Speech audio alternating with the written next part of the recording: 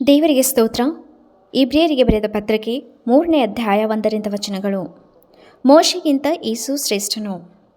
ಆದ್ದರಿಂದ ದೇವಜನರಾದ ಸಹೋದರರೇ, ಪರಲೋಕ ಸ್ವಾಸ್ಥ್ಯಕ್ಕಾಗಿ ನನ್ನೊಂದಿಗೆ ಕರೆಯಲ್ಪಟ್ಟವರೇ, ನಾವು ಪ್ರತಿಜ್ಞೆ ಮಾಡಿ ಒಪ್ಪಿಕೊಂಡಿರುವ ದೇವ ಪ್ರೇಷಿತನೂ ಮಹಾಯಾಜಕನೂ ಆಗಿರುವ ಯೇಸುವನ್ನು ಲಕ್ಷ್ಯವಿಟ್ಟು ಯೋಚಿಸಿರಿ.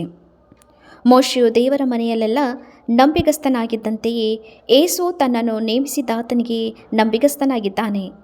ಮನೆಗಿಂತ ಮನೆ ಕಟ್ಟಿದವನಿಗೆ ಹೆಚ್ಚಾದ ಮಾನವಿರುವುದರಿಂದ ಮೋಶೆಗಿಂತ ಯೇಸು ಹೆಚ್ಚಾದ ಮಾನಕ್ಕೆ ಯೋಗ್ಯನೆಂದೆನಿಸಲ್ಪಟ್ಟಿದ್ದಾನೆ. ಪ್ರತಿ ಮನೆಯನ್ನು ಯಾರೋ ಒಬ್ಬನು ಕಟ್ಟಿರುವನು, ಸಮಸ್ತವನ್ನು ಕಟ್ಟಿದಾತನು ದೇವರೇ. ಮೋಶೆಯು ಸೇವಕನಾಗಿ ದೇವರ ಮನೆಯಲ್ಲೆಲ್ಲ ನಂಬಿಗಸ್ತನಾಗಿದ್ದನು. ಅವನು ಮುಂದೆ ಪ್ರಕಟವಾಗಬೇಕಾಗಿದ್ದ ಸಂಗತಿಗಳಿಗೆ ಸಾಕ್ಷಿಯಾಗಿದ್ದನು. ಕ್ರಿಸ್ತನಾದರೂ ಮಗನಾಗಿ ದೇವರ ಮನೆಯ ಮೇಲೆ ಅಧಿಕಾರಿಯಾಗಿದ್ದಾನೆ. ನಾವು ನಮ್ಮ ಧೈರ್ಯವನ್ನು, ನಮ್ಮ ನಿರೀಕ್ಷೆಯಿಂದುಂಟಾಗುವ ಉತ್ಸಾಹವನ್ನು ಕಡೆತನಕ ದೃಢವಾಗಿ ಹಿಡಿದುಕೊಂಡವರಾದರೆ ನಾವೇ ದೇವರ ಮನೆಯವರು. ದೇವರು ವಾಗ್ದಾನ ಮಾಡಿದ ವಿಶ್ರಾಂತಿಯನ್ನು ನಾವು ಹೊಂದಬೇಕಾದರೆ ನಾವು ನಂಬದವರಾಗಿರದೆ ಸ್ಥಿರಚಿತ್ತದಿಂದಿರುವುದು ಅಗತ್ಯ. ಆದ್ದರಿಂದ ಪವಿತ್ರಾತ್ಮನು ಹೇಳುವ ಪ್ರಕಾರ ನೀವು ಈ ಹೊತ್ತು ದೇವರ ಶಬ್ದಕ್ಕೆ ಕಿವಿಗೊಟ್ಟರೆ, ನಿಮ್ಮ ಹಿರಿಯರು ದೇವರ ಕೋಪವನ್ನೆಬ್ಬಿಸಿದ ಸ್ಥಳದಲ್ಲಿ ಅರಣ್ಯದೊಳಗೆ ದೇವರನ್ನು ಪರೀಕ್ಷಿಸಿದ ದಿನದಲ್ಲಿ ಮಾಡಿದಂತೆ ನಿಮ್ಮ ಹೃದಯಗಳನ್ನು ಕಠಿಣ ಮಾಡಿಕೊಳ್ಳಬೇಡಿರಿ. ಅವರು ಅರಣ್ಯದಲ್ಲಿ ನನ್ನನ್ನು ಪರೀಕ್ಷಿಸಿ ಶೋಧಿಸಿ 40 ವರ್ಷ ನಾನು ನಡೆಸುತ್ತಿದ್ದ ಕೃತ್ಯಗಳನ್ನು ನೋಡಿದರು.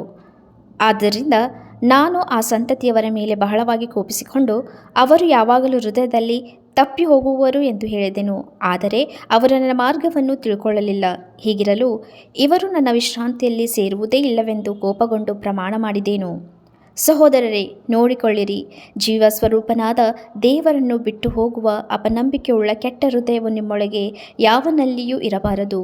ನಿಮ್ಮಲ್ಲಿ ಒಬ್ಬರಾದರೂ ಪಾಪದಿಂದ ಮೋಸ ಹೋಗಿ ಕಠಿಣರಾಗದಂತೆ ಈ ಹೊತ್ತು ಎಂಬ ಕಾಲವೂ ಇರುವ ತನಕ ಪ್ರತಿನಿತ್ಯವೂ ಒಬ್ಬರನ್ನೊಬ್ಬರು ಎಚ್ಚರಿಸಿರಿ. ಮೊದಲಿಂದಿರುವ ಭರವಸವನ್ನು ಅಂತ್ಯದವರೆಗೂ ದೃಢವಾಗಿ ಹಿಡಿದುಕೊಳ್ಳುವ ಪಕ್ಷಕ್ಕೆ ಕ್ರಿಸ್ತನಲ್ಲಿ ಪಾಲುಗಾರರಾಗಿದ್ದೇವಲ್ಲ. ನೀವು ಈ ಹೊತ್ತು ದೇವರ ಶಬ್ದಕ್ಕೆ ಕಿವಿಗೊಟ್ಟರೆ, ನಿಮ್ಮ ಹಿರಿಯರು ದೇವರ ಕೋಪವನ್ನೆಬ್ಬಿಸಿದ ಸ್ಥಳದಲ್ಲಿ ಮಾಡಿದಂತೆ ನಿಮ್ಮ ಹೃದಯಗಳನ್ನು ಕಠಿಣ ಮಾಡಿಕೊಳ್ಳಬೇಡಿರಿ ಎಂಬುದರಲ್ಲಿ ಕೇಳಿ. ಕೋಪವನ್ನೆಬ್ಬಿಸಿದವರು ಯಾರು? ಮೋಶೆಯ ಕೈಗಳಿದ್ದು ಐಗುಪ್ತದೊಳಗಿಂದ ಹೊರಟು ಬಂದವರೆಲ್ಲರೂ ಅಲ್ಲವೇ? ಮತ್ತು 40 ವರ್ಷ ಆತನ ಯಾರ ಮೇಲೆ ಬಹಳವಾಗಿ ಕೋಪಿಸಿಕೊಂಡನು? ಪಾಪ ಮಾಡಿದವರ ಮೇಲೆ ಅಲ್ಲವೇ? ಅವರ ಶವಗಳು ಅರಣ್ಯದಲ್ಲಿ ಬಿದ್ದಾವಲ್ಲ. ನನ್ನ ವಿಶ್ರಾಂತಿಯಲ್ಲಿ ನೀವು ಸೇರುವುದೇ ಇಲ್ಲವೆಂದು ಯಾರನ್ನು ಕುರಿತು ಪ್ರಮಾಣ ಮಾಡಿದನು? ಅವಿಧೇಯರನ್ನು ಕುರಿತಲ್ಲವೇ? ಅವರು ಸೇರಲಾರದೆ ಹೋದದ್ದು ಅಪನಂಬಿಕೆಯಿಂದಲೇ ಎಂದು ತಿಳಿದುಕೊಳ್ಳುತ್ತೇವೆ. ಈ ವಾಕ್ಯ ಭಾಗವು ಇಬ್ರಿಯರಿಗೆ ಬರೆದ ಪತ್ರಿಕೆ 3ನೇ ಅಧ್ಯಾಯ 1ರಿಂದ 19 ತನಕ ವಚನಗಳು.